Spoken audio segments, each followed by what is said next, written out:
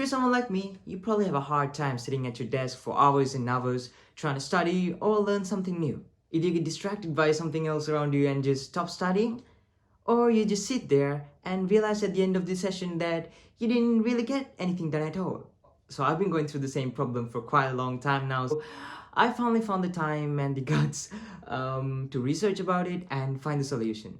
Well, all I did was go on YouTube and search study tips. So in this video, we'll only be talking about, out of the thousands of study tips posted online, what actually works. So yeah, let's get into it. First of all, I found it really important that you scope the subject before start studying it. Scoping the subject basically means having a very good understanding of the structure of your subject. So it's having an idea of what the subject is, what are the topics contained in this subject, and what are the subtopics contained in these topics, and how are these topics connected to each other, and stuff like that. The reason I chose scoping as the first point of this video is I read something called the 3-step success formula in the book The Everyday Hero Manifesto by Robin Sharma, which says that better awareness breeds better choices, which leads to better results. So having better awareness or better understanding of your subject will lead you to make better choices on what point of the subject you should concentrate more on, and which will finally lead you to getting better results in studying the subject. So here's how I usually scope my subjects. I usually take a white piece of paper and just write the subject right in the middle of it, and make a mind map or a tree diagram that explains the certain topics and the aspects of this subject. And we subdivide this into parts as well, so it will give you a better understanding of the subject that you're studying. Or you can use this free website that one of my friends suggested, which is called Cogolate, which basically does the same thing but on a website. And tip number 2 is having a proper workspace.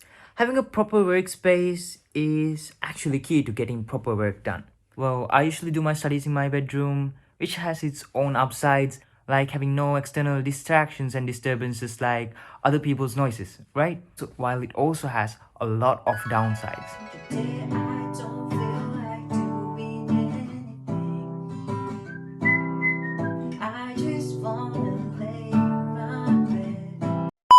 So whenever I have the chance, I switch to a much more distraction-free workspace like a library, which actually helps me get loads of more work done. Okay, so the third point might be a tiny bit controversial.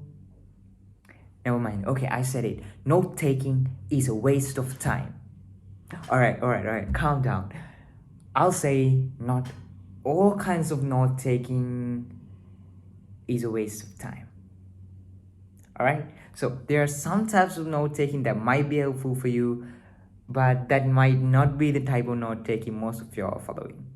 Starting from a very young age, we've been advised to take notes of what our teacher explains to us at school, right? Well, that might have been fair back then when we didn't have all these internet facilities that we do have right now. What I'm trying to say is that for most of us, all of our subject content that we are trying to write in our notebooks is stored somewhere on the internet, right? Even though all these people on YouTube and the internet and I don't know, books say that writing down something helps you understand or memorize it more, that's just not the case. Just copying and pasting it in your own notebook will not help you understand or memorize it any better. But there's one type of note taking that might prove this otherwise. Okay, so let's jump to the 4th point, which is focus on understanding. To understand a subject, what I found really effective is something called the Feynman technique. What basically happens in the Feynman technique is, first you select a topic and study about it. Okay? Then you write down what you studied as you're explaining it to someone else. And the next step is simplify what you explained as you're explaining to someone who doesn't understand the subject at all. And the final step is identify which parts of the topic you found harder to explain than the other parts. The parts of the topic that you found harder to explain are the parts that you don't understand very well. So you can work again on those parts. So here's an example to show you how I use Feynman technique when I'm studying. So in the left side of the paper is the content that I studied. And on the right side of the paper, you can see that I have written down the facts as I am explaining it to someone. And you can see the line called the sticky notes that I used to simplify what I explained as I was explaining to someone who didn't understand the subject at all. Okay, so you studied something today and you give it like a couple of weeks and then you revisit the same book you studied. the chances are you probably won't actually remember or understand everything that you did on the first day. This is because people have a gradually decreasing memory, meaning our memory on certain things will decrease with time. But we can simply overcome this by using spaced repetitions. Spaced repetition is when you study something today and you wait a couple of days and you revisit what you studied and just look at it again and remind yourself, okay, so this is what I studied and this is how it works. So that means the gradual decreasing memory curve starts over and over again, which basically means that the chances of you forgetting everything that you studied becomes very low. Something we can use with the Feynman technique that we talked about earlier in the video, which is focus on your weakness. So I used to be that kid who always studied the first two chapters over and over again without actually making it to the last few chapters. Somehow convincing myself that I'm gonna start over again and this time I'm gonna finish what I started. And to be honest, it didn't work even for once. So what we can do to go past from this is use techniques like Feynman technique to find what your weakness is and work on that more rather than going back to what you're comfortable with every time. So I saw this equation on somewhere on YouTube which said high quality work equals to time spent multiplied by focus. The time we spend on studying is limited, right? Because we only have a certain portion of our day to separate for studying. So the thing that we can control in this equation to have maximized high quality work is to improve focus in this short period of study time, which brings in the Pomodoro technique.